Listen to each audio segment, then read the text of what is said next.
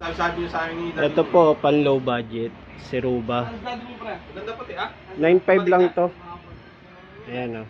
Nakatulog yata na ano ah. Bago na yung limesa niyan. Yan, bago yung paa.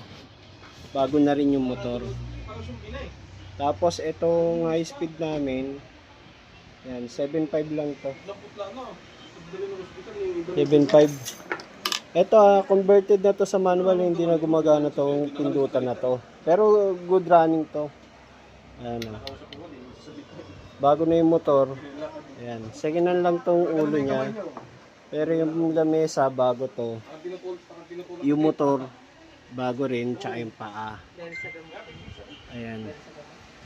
Second hand to Dati itong computerized, ngayon kinonvert na namin na manual. Kaya hindi na to gumagana tong board na to. Ayan. Bali, yan na yung pinakamotor niya sa ilalim. Tapos yung mga ganitong model po namin, medyo tumaas na po sa original 9.5.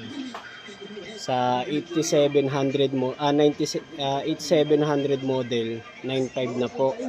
Sa 8500 model 9,000. Original po yan. May ukit sa likod tsaka sa ilalim. Ito semi brand new si Ruba. 11,000. Tsaka itong Juki. 11,000 din po. Bago na yung table motor stand. Ayan, bago na rin yung kaha niyan. Bali ito mga naka-display lang po.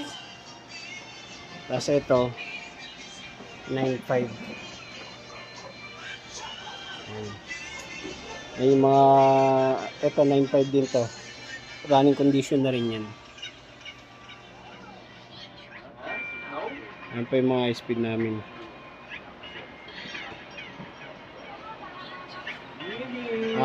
Sir, na o-order sa akin ng 30 units, baka maubusan tayo ng tig 7.5 kasi kukunti na lang po ito, nasa 20 mahigit na lang po.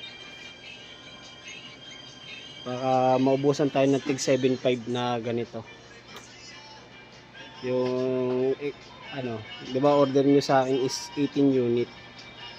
Baka po maubusan tayo kasi nasa 20 plus na lang siya.